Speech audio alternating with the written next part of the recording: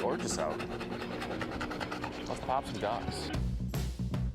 This is the Upduck Podcast, a blend of upland and waterfowl hunting. Tune in as your hosts, Tyler Beaton, Jeff Ludicky, Matt Jeske, chat about training dogs and share their bird hunting stories, tactics, and strategies. Matt Jeske, what's happened tonight, buddy? Oh, not too much. How are you? Oh, I'm good. I took a couple hours off of work this afternoon, took the girls fishing, and They had a blast. Yeah, they had a blast. We fished for like an hour straight, which is actually That's pretty long. Yeah. Pretty long in the sun, no shade. Like, there was fast action, Yeah. Just hammering some little baby bluegills. We did similar right before I got on. So I got home at about 7 from doing the same thing. Tiny bluegills. Yeah. Nice. Mm-hmm.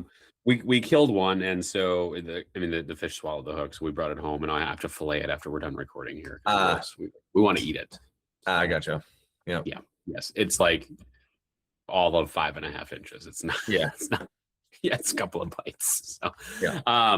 So that was fantastic, and then I ran them like straight to ninja class, and then I got home. I just literally put my 4-year-old to bed like 9 minutes before we jumped on here. So yeah, it's good. It's been a whirlwind kind of a day. Speaking of whirlwind, let's bring on our guest for tonight. I say whirlwind only because of the fact that I didn't know that he was a natively born and raised Canadian. His name is Colton Johnson. On Instagram, he goes by Prairie Upland. Colton, welcome to the Upduck Podcast. Yeah, thanks for having me, guys. Yeah. Absolutely.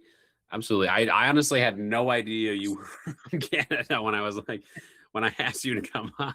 I was like, hey, you put out that piece of content. I was like, oh wow, look at that. That is actually hilarious. It caught my attention. Then I realized that you own a couple different breeds of dogs and blend them together in the episode. I'm like, okay, I gotta talk about this. But before we get to that, though, right? You got to tell us some information about yourself. Give us some background. Like, where are you based out of in Canada? For our U.S. listeners, you're gonna have to give us a point of reference too. Okay, so the town we're from is closest town. We're on an acreage. Closest town will be Alex, Alberta.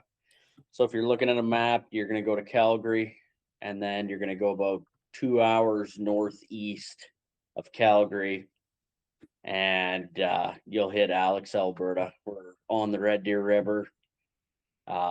Closest big center would probably be Red Deer. Some of your listeners might know where that is, but Red Deer would be the closest town. I think it's about 100,000 people. It's about half an hour from where we are. Okay. And you tell me if I'm wrong. My assumption is that hunting culture is very strong in Canada. Is that a correct assumption? Yeah, that's a good assumption. I probably waterfowl and big game, I would say, is the biggest thing. You got a lot of moose hunters, elk hunters, deer hunters, duck hunters, and then uplands kind of. There's a bunch of us, but I don't think it's as popular as the other hunters in the group. Did you grow up upland hunting, or like how did you get into hunting, and then how did you get into upland hunting? Yeah, so I grew up on a farm in Alberta, and then my parents. So there's 3 brothers. Got an older brother. I'm in the middle, younger brother. My parents sent us all to a school in Saskatchewan for hockey. We were playing out there. My parents, when I was in probably my grade 12 year, my parents moved out there. Younger brother came with them. My older brother was already gone in the States going to school. And my dad, he was just, I don't know, he was working, he was selling ag equipment actually in southern Sask. And our school is a Catholic school. And there was a priest there, he trained upland dogs. And he was getting up in age. And when I was in grade 11, he had this black lab brought at the school. We got to kind of know the lab. Fast forward, I'm in grade 12. I don't know, I think he's still around actually, but he was getting sick, and he was talking to another farmer down where they lived. It's called Claybank, Saskatchewan. We were in Wilcox, and he had this lab, and he was looking to get rid of her, rehome her to a good home. So this farmer came in. My dad was like, I was thinking about getting into upland hunting, and the farmer goes, hey, I was talking to the priest actually, where your kids go to school, and he's got this fully trained bird dog, and he's looking to get rid of her. So we went and saw. Well, he actually had two labs. He had two dogs. Sorry, he had a Springer and this lab. We got there, and the Springer was getting, I think he was about 7, and the lab was 1.5, 2 at the time. And he was thinking he was going to keep the lab, and then I don't know, the lab was just glomming on to us. So my dad talked to him, and he said, hey, well, like, if you're interested, we'll take the lab off your hands. So we went home, and then the next day he phoned us, and he said, yeah, you know what, I'll give you the lab. So my dad offered to pay him, and he wouldn't take anything. And this dog, she's 13 now, actually. She's still going. We put miles on that thing. She's been an unbelievable dog. So yeah, that's how we got into bird hunting. We got this one lab from a priest, and it took off from there. Pretty crazy story. And it was a fully trained, like the dog had Fully been on trained, like, birds. Yeah. He's an incredible bird dog trainer, actually. Like I guess he would just go out any day but Sunday and train bird dogs, and right. So he had this dog, and yeah, she was everything you could imagine in an upland dog. She could do, and she would do. Like, we would, in southern Sask, we would hunt Sharpies, pheasants, and Huns, and we'd probably put 12 hours on this dog in a day, and like minus 30 Celsius, and she would go all day. It's all she wanted to do. Yeah, That's wild. She's starting to slow down now. I think this year she might be hanging up the hat. We might take her a couple of times, but she's getting a limp and slowing down a bit. So, I mean, you don't want to not let her go, but she's tiring out for sure. Yeah. It's hard, is it? Matt and I can attest to watching, dogs get older and how hard it is. And then you start to think about protecting them a little bit, and just, they don't look invincible anymore. They cross that threshold, and then they get a little slower. Like, I think last year, actually, she was 100% fine. We hunted her hard, hunted her with the 2 young dogs. And then this summer, you're kind of looking at her, and she's limping a bit more. She's breathing a little heavier, wanting to sleep on the mat at your feet a lot more. So I think we'll bring her out later, fall, probably into the winter when it's cooler and not as hot, right? Yeah. All right. So okay. This is the most interesting story about how someone ever got into hunting, I think, right? They got a dog, like a specific type of hunting, right? They got a dog from the priest at their Catholic school. That is unique. Love that. But you were 18 at the time. Like, fast forward, like, what happened after you got that dog? Like, obviously you dove deep into upland hunting, but what was that journey like? Yeah. So, well, I mean, my dad would go out. He'd take the dog a bunch of times, and my brother and I would go with him. And then he'd ask us to come, right? So we started going, and he started getting more and more land through these farmers in southern Sask. And then, I don't know, we started going. We'd come back from hockey at like Christmas time. So here you can hunt till July 15th. So we'd come home at Christmas. We'd be home probably December 20th, and we would hunt every day pretty much till July 15th. And then fast forward, I went to university. Once that was done, I started coming home every fall, and then it's just got my own bird dog. My brother got his own bird dog, and we're just going out like crazy now. So that's wild. So, okay, what did you get, and what did your brother get for dogs? I've got another British black lab. We got her after. So once the lab started to get a little bit older, we were looking at pointers. My dad hunted with a pointer, and we saw this litter of German Wirehaired pointers in Alberta.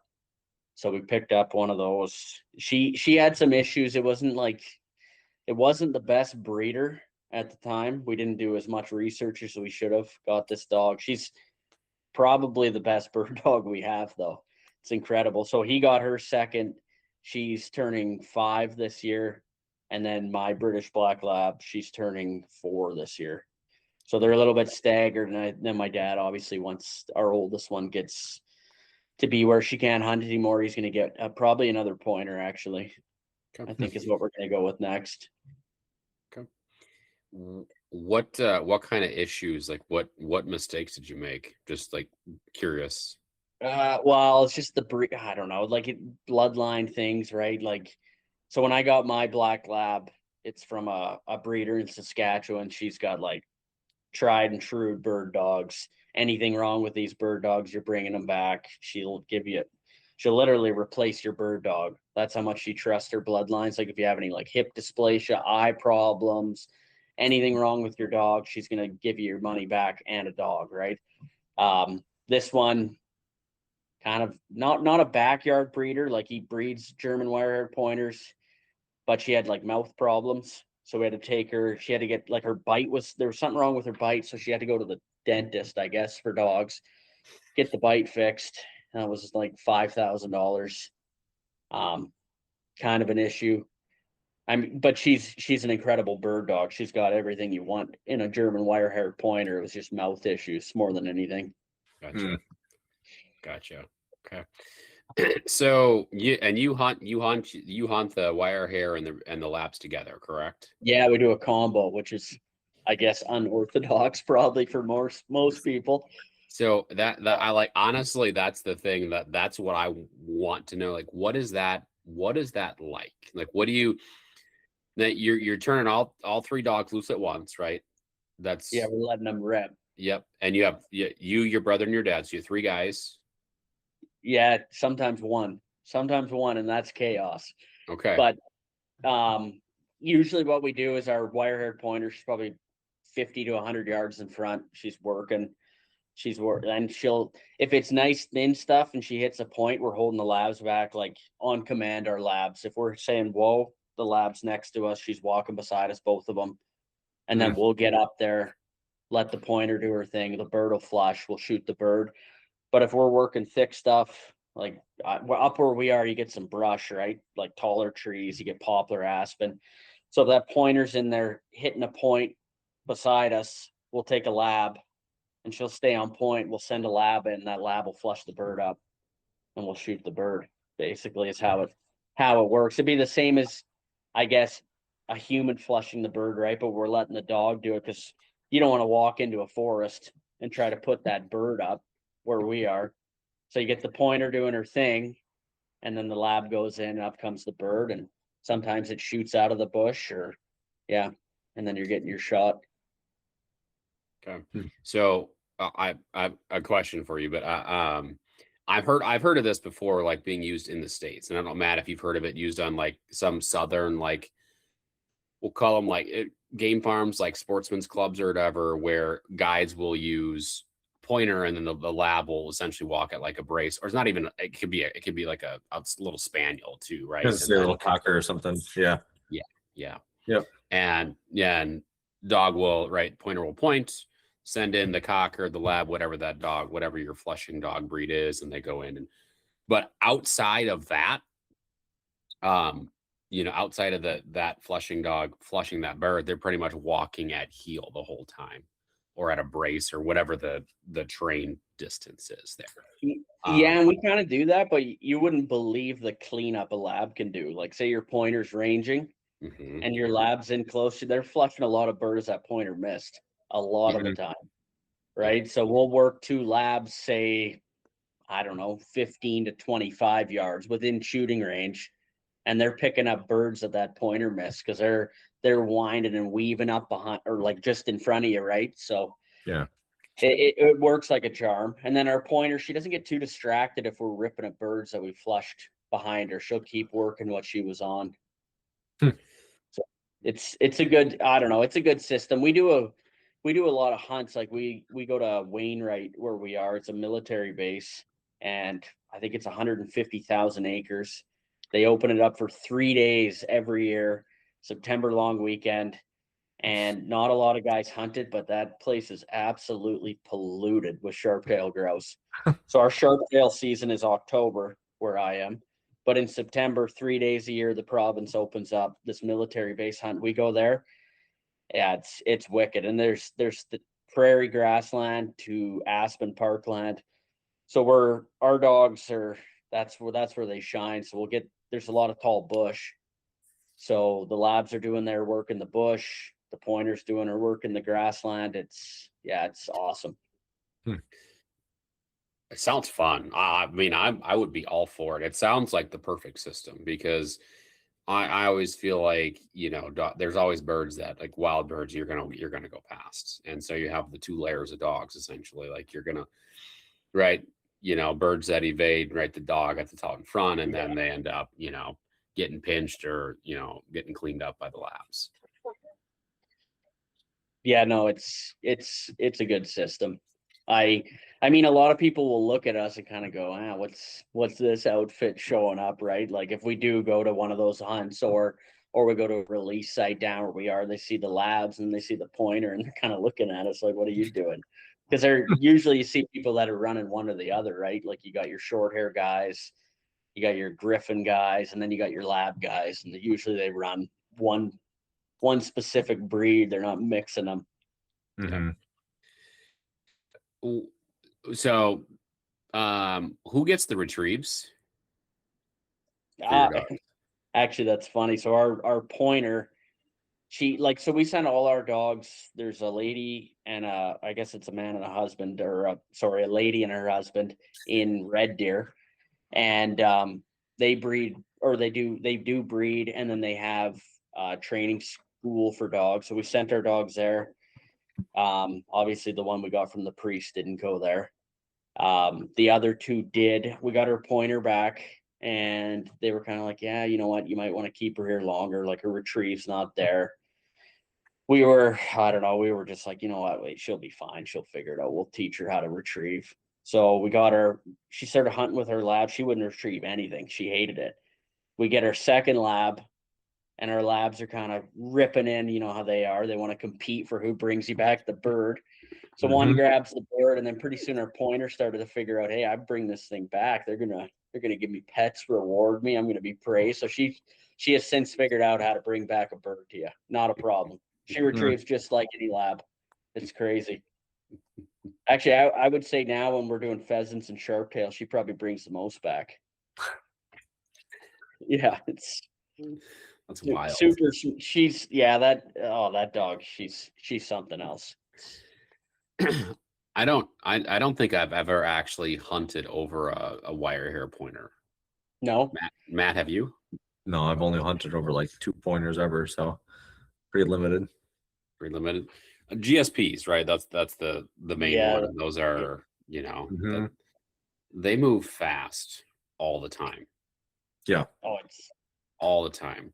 Is your wire hair, is she more deliberate? Yeah, she you know what, the older she gets, like now, like when she was young, it was just like, I'm ripping, crashing through, I'm gonna just go 100 miles an hour. Now as she ages, she started to figure out, hey, I can just pick my way through here and go nice and slow. Methodical. Find a bird. Yeah, she's methodical for sure. But I know what you mean. I've seen short hairs and you're looking at it like, I don't even know how you're keeping up with that thing. Like you're going mock chicken. Yeah. Mock chicken. All right. So I want to ask you, right, your labs, right, your pointer goes on point, your wire hair goes on point, your labs, you are whoa, you yell the whoa command, you give the whoa command, right, to reinforce, right, that steady point. Did you train that for your labs, or do they just pick up that, hey, whoa means I'm coming back and I'm looking for a bird? Yeah, I mean, my young lab, she was like a very timid dog when we got her. So when you said whoa, she started to figure out like, hey, whoa means there's a bird. So she wanted to rip, just go right at that thing. It took a couple of times, like giving her the, hey, come back, heel.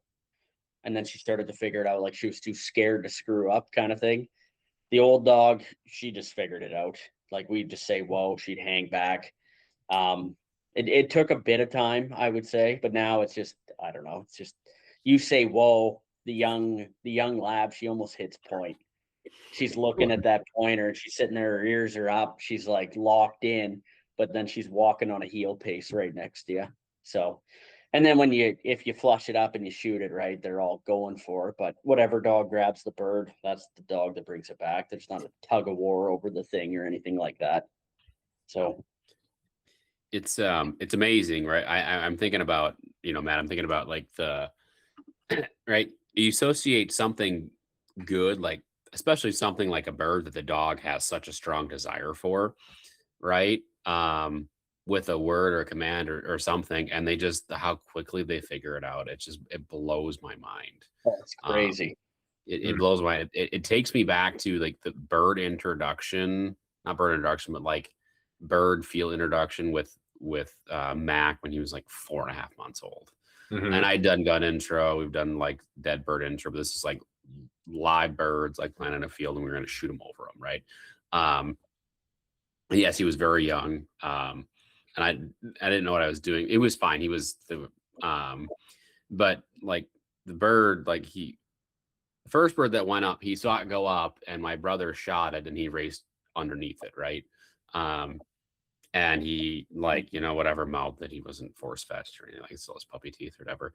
And then we're walking along or whatever, and we're on a game farm, right? So there's a field, the next field over, it's like boom, boom, boom. And he hears the gunshots and he looks up. Like one time he's like, oh, I look, birds like are going to be up in the air and they're going to drop down and I'm going to get to go retrieve. Like just that one time, how quickly they can pick it up. And right. It's the same thing where you're like, whoa means bird. And then you're just basically like shaping, this is what I actually want you to do. And then they're like, oh, I do this. And then I get a bird. Boom. Yeah. Well, it's crazy too. Like do you guys have rough grouse where you are? Maybe. I mean, northern Wisconsin. Yeah. So where we are, we have like, obviously we got Sharpies, pheasants, Huns, and then we got rough grouse everywhere. So our wire-haired pointer, actually, she's figured out that if she's hunting rough grouse, they flush up into a tree. So she follows those things like a center fielder. She'll follow them through the bush into the tree they're in, and then she just sits below the tree and kind of gives you a little yelp, and you just come knock it out of the tree. It's the great, like she knows if she's in the bush, she's like, chances are I'm going to flush up a rough grouse, not a pheasant. So then she just tracks them. It's wild. Like we've gone out, like our limit's 5 a day for rough grouse. My brother and I, probably January 10th, I want to say this year, we went out, we were like, I told him, I said, yeah, we got this new spot, it's crown land. So it's public land where we are. We went out, we limited out 10 birds in probably an hour and a half, 2 hours. It was insane. Like you'd see them and she just put them up in a tree, sit below the tree, knock it out of the tree, or you hit them on the wing too if the labs flush them. Yeah, it's incredible. That's wild. That's crazy. I'm in, like sign me up. It would be fun to do. I mean, we've run, I mean, Matt, we've ran like labs with Josie, right? With Jeff's point. That's a little bit different. Yeah. It's a little bit different. I don't, Maggie stays close to you. Mac figured out pretty quick that, hey, I'm going to do my thing, but I'm going to check on Josie. And if I see her getting birdie, I'm just going to run over there and try to steal the bird. Like, so it takes a little bit to massage and get that system down. But I mean, it sounds like you have a lot of success with it. Like, how many birds are you putting in the freezer every single year? Well, our limit for sure, but like, I mean, we're eating birds all the time. Like, pheasants, what's your limit down there? It's 2 where we are, 2 roosters a day. 2, yep. And I was 3. I mean, depends how many guys we have, right? Like, we have no problem going out and shooting 10 Huns in a day and 4 roosters, and then you'll find sharp tails. Like I had a day, actually a solo day by myself. I got 5 Sharpies, 2 Huns, and no, I didn't get any roosters that day. We're trying to get the 4, the grand slam we call it. You get rough grouse, sharp tail, pheasant, and a Hun in a day. But Hasn't been done. We've came close. We'll get a rooster limit. We'll get a couple Sharpies. You'll hit a roughie, and then you'll miss like a hun or something like that, right? Like, or you'll get something else, and you'll miss another one. But yeah, a year, I don't even know. Myself, last year I probably got 30, 40 Sharpies,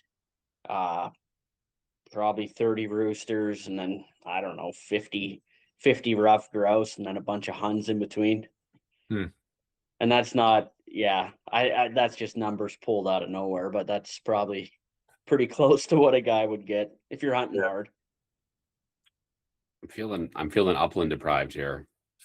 Right?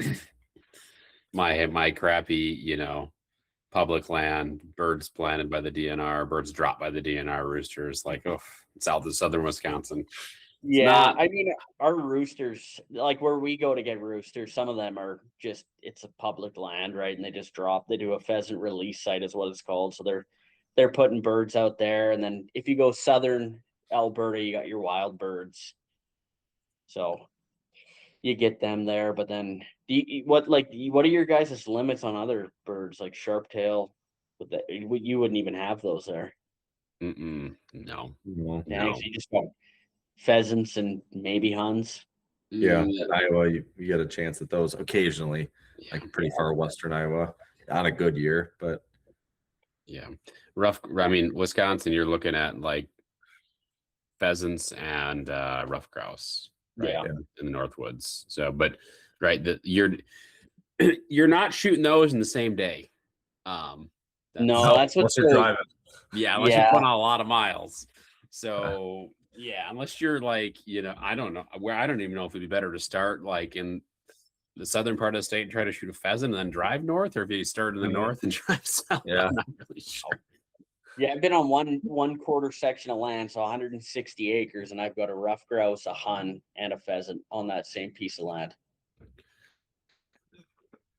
It's pretty crazy where we are. We're fortunate. It's game polluted, not a bunch of people, right? And you can, depends who you can go on a lot of land if you know the right people. So what, like, describe like that so you called it a quarter section, right? 160 acres. Like what is the habitat like here, right? On that quarter section that's gonna support, right? Like 3 different variety. Yeah, that kind of variety. Like, what does that look like? Yeah, it's like aspen parkland is what they call it. So you're gonna have rolling hills, and then down in the valley of those hills, you're gonna have your poplar, your aspen trees, maybe some willows if it's a wetland. That's gonna be where you're gonna find your roughies and Sharpies, actually.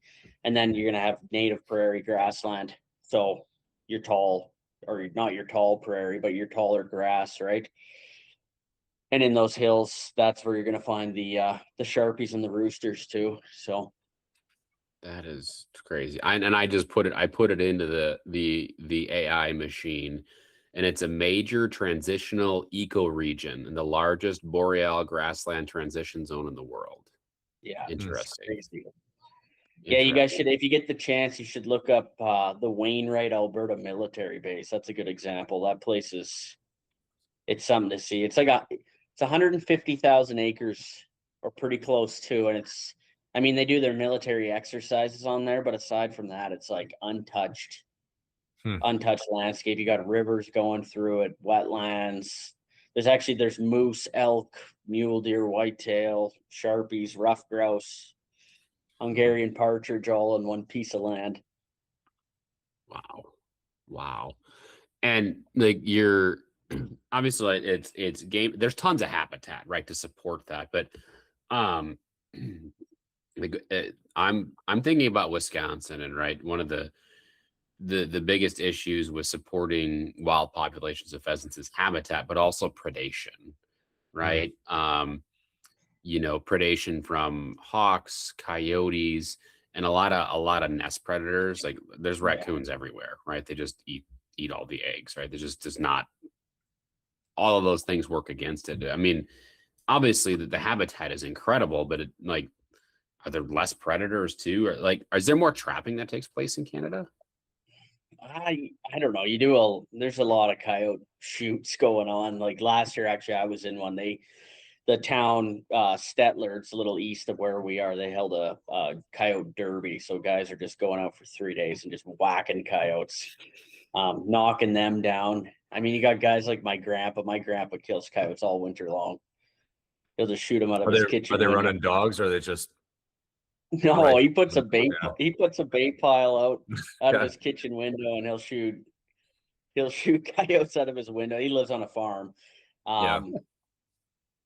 I think the biggest thing for us is probably agriculture is what impedes our nesting actually, Hmm. and our habitat. Right, like you got guys. Native grassland's pretty few and far between, and where it is, it holds a lot of birds. But then you get a farmer buys it, breaks it up. You're losing one more piece of habitat. You're losing more birds. We're finding now actually we're getting a lot of Huns coming in. So the Huns are taking over in the ag land. It's crazy. So like, are you guys familiar with Hutterite colonies at all?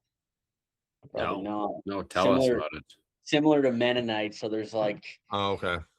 yeah, but they live on Mennonites are kind of off living in towns or their own farm. The Hutterites are on a farm, and there's like 150 people. They farm 10,000 to 20,000 acres. 150 people will live on this thing. They've got a ton of Huns on their land actually, because they pretty much everything they have now is turning into cropland. So you're getting a lot of Huns there. All the pasture land's getting broken up, which it's good and it's bad, right? Like you're getting a lot of good ag land, but then you're losing a lot of habitat to these birds. So why are the Huns doing so well on the ag land? Are there like, are there like border strips or fence lines? Yeah. That are like ditches that support them I'm more than pretty other sure. birds? Well, like, yeah, I think so. Where we are, you'll have your quarter sections, right? And then you'll have 4 in a group. You'll have your north, south, east, west quarters. And then you'll have gravel roads that cut north, south across those. So where we are, land's pretty cut up. And then you'll have like your ditches. The ditches are habitat to these Huns. And then all the ag land now, the Huns are it's like a buffet for them. They're feeding on everything that's dropped. So the pheasants are getting pushed out. The sharptails have been pushed out. You got to go to different counties where I am to find the sharptails in the native grassland, because the sharpies aren't gonna. If you got cropland going on, the sharptails are out of there. They're moving on. They need their pasture, right? So now we're just like, you can go out in an evening and you'll see, I don't know, any gravel road, you could probably see anywhere from 20 to 40 Huns running around. That's crazy. What about pheasants though? Right? Are the pheasants you're harvesting, are they all like dropped, or do you have wild pheasants running around? No, right where I am, there's release sites. So I think the closest one to me is about 360 acres, 375 acres. They drop birds there. It's open. It's actually with Ducks Unlimited. So Ducks Unlimited, where I am, buys land. They preserve the land, and then they let hunters use it. You guys have Ducks Unlimited down there too. Yep. So those are the release birds. And then you go just probably an hour and a half south, you're getting into wild birds again. Wild sharptail, like the Sharpies, and then the pheasants. Yeah. And then you get the odd, like these release birds too. I think the way Ducks has it going now, they've partnered with farmers around the release sites. So they'll release the roosters. The surviving roosters take off. They go to the neighbors. They're starting to drop hens now at these farm yards, and then they're starting to get a wild population going. Like I've been out and I've scooped up a couple wild birds, like a long way from our release site. So I think it's starting to work. Cool. Same with, like some of the farms too. Like there's a pheasant farm near Calgary, and then there's another one farther east, and he's saying he's starting to put hens in the hills where he releases the birds, and they're starting to take off and get a wild population now. It's fun. That's fun. I mean, got the habitat to support it. When you said ag land, I was surprised that the like pheasants weren't, on Yeah, that doing okay. At least you would be seeing more of them and not just all Huns. yeah, and that's something we were like, because we're used to Saskatchewan. That's where we started hunting, and like the wild pheasants out there is South Dakota, North Dakota. It's the same in Saskatchewan. So then we moved back to Alberta and kind of looking around. The habitat's the same, the weather's the same, but the bird population's not the same. You got to go southern Alberta to really get into the wild birds for pheasants, anyway. Interesting. Yeah, interesting. Okay. All right. That's I mean, I've got a lot of envy going on right now, right? From habitat envy to bird envy to just how about season envy, right? You said like Christmas through July. January. So I'm Okay. hunting September 1st opening day to January 15th. Yeah. Okay. Yeah. Okay. So I mean, sometimes you got to get your snow boots on, and you're hiking through some deep snow where I am. Like you'll have 3 foot, 4 foot deep snow in the bush, right? But it's a long season. Yeah. I mean, you're working for your birds. What do you guys get? I mean, I think Matt, when does Iowa open up? Iowa has real birds, so you tell me when that is. It's right around Halloween through Yeah. like January 10th, just about there. That's usually like the Upland dates, somewhere around there. I think Wisconsin's mid October. I didn't look at the date yet for Wisconsin. Yeah, pheasants are through the 10th, but other things like quail, partridge, grouse are through the 31st of January. Mm-hmm. So, but that's end of October it starts. Yeah, our sharp tails too, they're only October. You get 1 month. And I think that is because the habitat loss, probably where we are. Yeah. Mm-hmm. Yeah. Right. And then I mean, guys want to hunt them, they're fun to hunt. It's probably the best upland bird to hunt in my mind. Mm-hmm. Mm-hmm. Okay. All right. So British labs, wire-haired pointers, like when it's time, when are you going to bring home dog number 2? And is it going to be another lab? That's tough. I don't know. We're looking at either that breeder in southern Alberta who's got the wire-haired Vizslas, or probably another lab. I don't know. It's so tough. It's kind of up to my wife. At the end of the day, like I love my lab. I do want a pointer just because I see how easy it could be. Right? You can, like a lab. My little lab, she can rip. We had her going probably 28 miles an hour next to the quad one day, so she can motor. And keeping up with her when she's on a bird it's tough. I mean, I'm still young, so it's probably fine, but I think the next dog might be a pointer, either a Wirehaired pointer or a Vizsla. You're doing Matt and I hard here. Where's Jeff? Jeff was on lap. Yeah, bring Jeff back. He'd be all for this. He'd be happy. Yeah. It's tough though. Like, I don't know. I still follow the breeder I got my lab from, and she's got good dogs in Saskatchewan there. She's got a ton of good dogs. She's reputable. Actually, if you guys are looking for a good duck dog, she's got good dogs. Mm-hmm. And they're a little bit smaller too, the British labs. That's what I like about them. Like our youngest one, I think she's 45 pounds. That's it.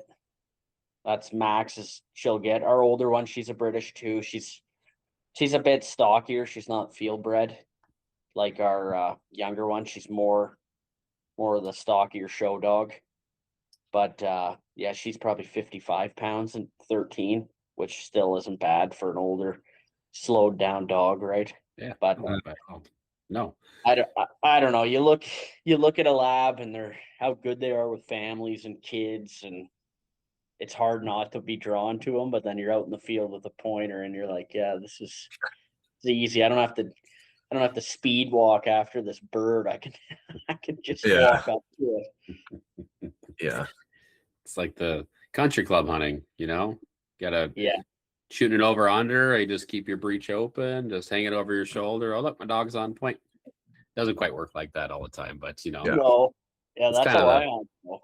Yeah. I'm Yeah. doing an over under 20 gauge, just hanging it off the shoulder until we see a point or we see one of the labs get birdied behind the pointer. I mean, it sounds like a blast. I don't know, Matt. I mean, Matt's on the list for another lab puppy. So I don't think Oh, are it's generous. I'm Yeah. not a near future at any point in time, Matt. Yeah. How old do you still have a dog, or you just? Yeah, So- she just turned 8 in July. So I mean, she's super healthy and like she rips too. But then like she'll sleep for 3 days straight, after a pheasant hunt or something. Not like she used to, but if we do little walkout duck hunts or even a duck hunt in the morning, she'll sleep for a day and then if I picked up a gun, she'd be ready to go. So it's, still take a little bit, get that next dog ready. So getting ahead of it, hopefully. Yeah. And I have no plans of buying a pointer. Just a little too. No. I can call it taking the top off, right? Just like 15 minutes is all I need, and my dogs are good, right? Yeah. Man, Yeah. I just too many GSPs have corrupted me where it's like, man, that dog needs a lot of run, more time than I can give it every single day. Yeah, they have especially when they're work. young. Yes. Like, Yeah. and I feel so bad too, because you're seeing all these people now that are buying those dogs just to have them in town and not hunt. And that's the worst possible thing you could do for one of those dogs. That dog's gotta have purpose. Like, it's gotta be out in the field chasing birds. And if it's not chasing birds, you gotta be taking it for runs and working it, training it, keeping it. You gotta keep their mind active too. It's not just running the thing to death. Like, you gotta keep them interested in things and engaged in tasks, right? Yeah. Yeah. Yeah. Our pointer, she's learning the off switch though. I don't know if that's from hanging out with labs or what, but our labs shut her down, and then now that she's old, like she's 5, she's still not that old, but she's starting to learn like, hey, I gotta turn this thing off. These people don't want to be hanging out with me when I'm like this. Yeah. And then it's funny what you talk about with, people getting dogs, right? Getting GSPs, right? That are living in town that have the dog has no purpose other than to be like a family dog, which they can be, but they need a lot of guidance. They need a lot of exercise and a lot of guidance for that. And there's this group on Facebook. I don't even know how I have to leave the group. Somehow I got into it, and the group is called GSP Assholes, and it's just people posting pictures of their GSPs and telling a story about how their dog was an asshole, right? And my asshole did this, and my asshole did that, and it's these dogs are, the majority of them do not hunt. They don't necessarily have a purpose, and they just do crazy weird things. And some of it's funny, but it's also, hey, give this dog something to do, challenge it mentally as well as physically, and you probably wouldn't have this behavior. Your dog's gonna rip something up if you don't walk well, and then they're walking it on a leash too. Like, that dog's got a giver, right?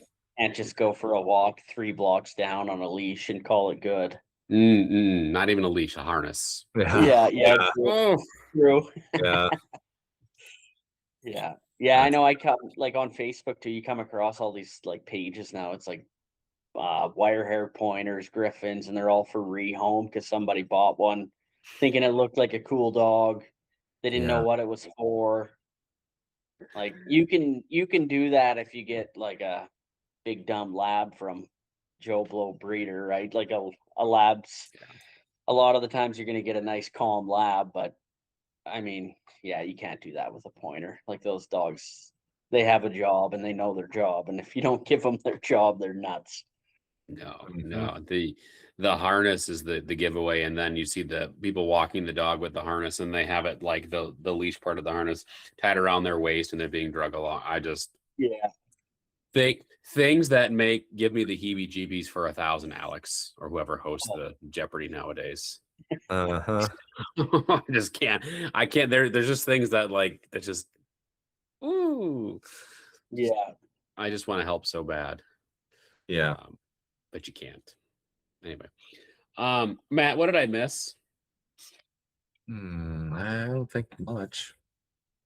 Or any, really. Okay. Yeah. Any questions you have for Colton? No. Okay. Not at all. Okay. So Colton, the way we wrap up our podcast is with a session we call our Sky Blast questions. If we're talking Upland, I think Tony Peterson from Meat Eater coined this as the kiss your ass shots. So, right, these are, think lightning round, off the cuff, can be about anything. We'll ask the questions, right? Your job is just to answer with the first thing that comes to mind. We'll wrap things up on a light note. You can plug anything you want to plug, and then we'll the stop recording button. So, are you ready for that, sir? Yeah, let's go. Okay. Matt, you want to go first? Sure. Do you have a favorite piece of taxidermy at your house? Yeah, probably I don't know, can I have two? Can I have a big game and a Sure. Yeah. upland bird? Probably my non-typical buck. Shot him. That was my second buck I've got. Scored in the 160s, but it was just a good hunt with a good buddy. So I had him done like a full shoulder mount. Usually I do Euros. That was just a special hunt to me. And then shot a really big rough grouse a couple of years ago. Had it stuffed, gave it to my dad. It's sitting in his office now. So that'd be my top two pieces. Sure. What's your shotgun you take to the field? 20 gauge over under Frankie. Okay. My dad bought that one for me. So Awesome. another special gun to hunt with. Yeah. What shells are you using? So like in Canada or where you're at, can you use shoot lead, or is it non-tox only, or what? Like, what's your typical shell that you're shooting? Depends on the hunt. That military base that I was talking about, it's non-toxic, so we're shooting steel. Most of the time, number 5 Federals lead. Okay. Yep. That's usually my go-to. Knocks everything down.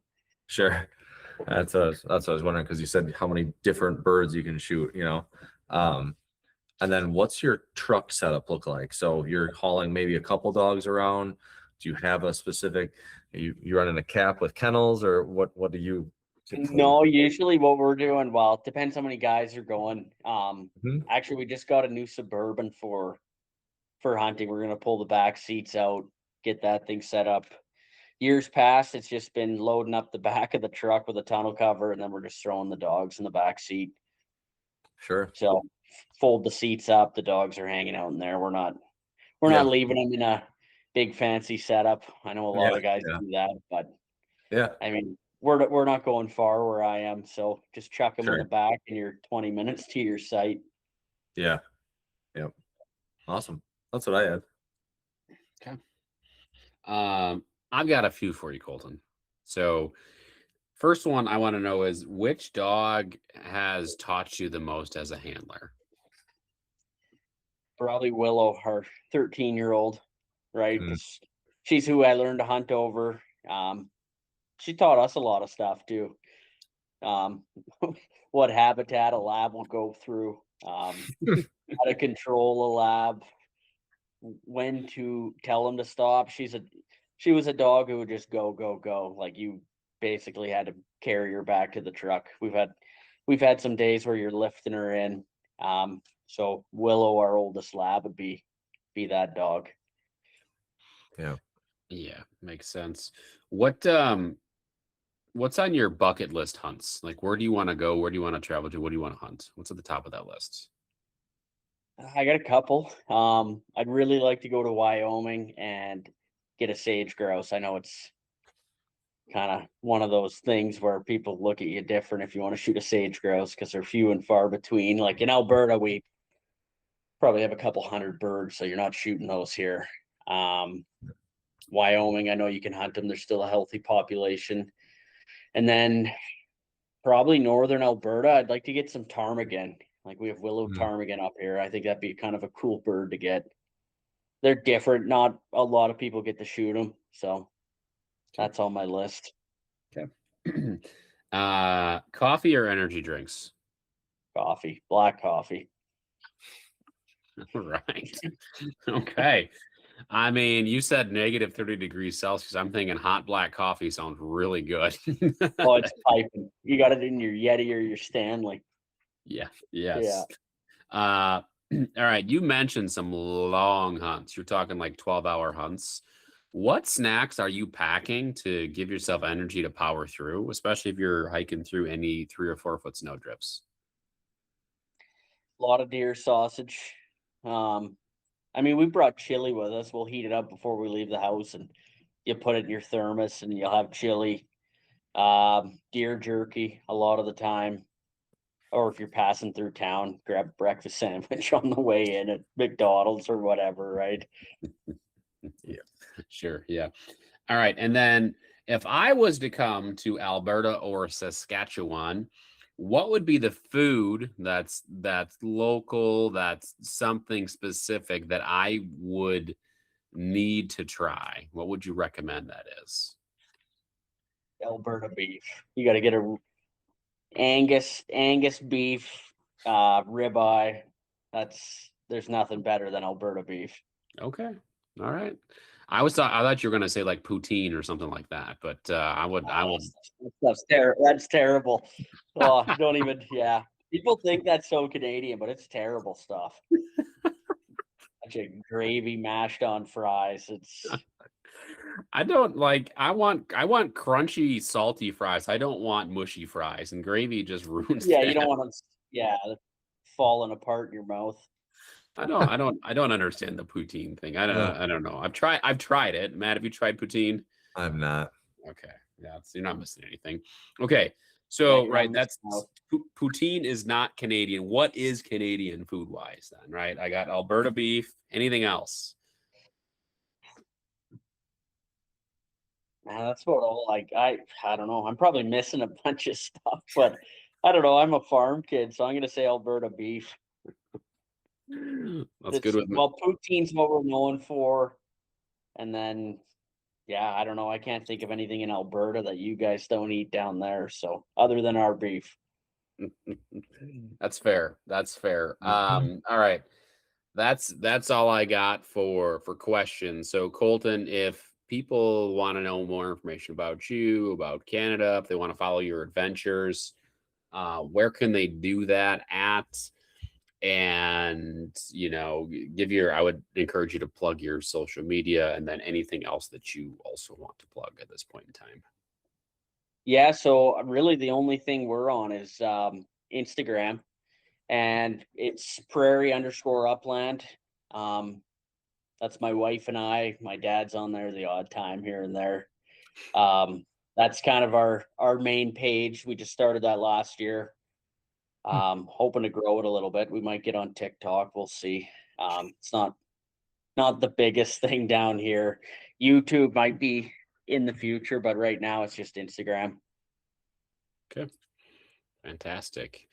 Colton, thank you so much for taking time out of your schedule. I know you're on a fishing trip right now. So thanks for hopping on here with us after you got done reeling in some walleyes. We appreciate your time so much. I learned a lot about hunting in Canada, and I feel like I need to go to Canada to go upland hunting now, which is not something I would have ever thought of before this podcast. So yeah, do it. It's awesome. I mean, yeah. we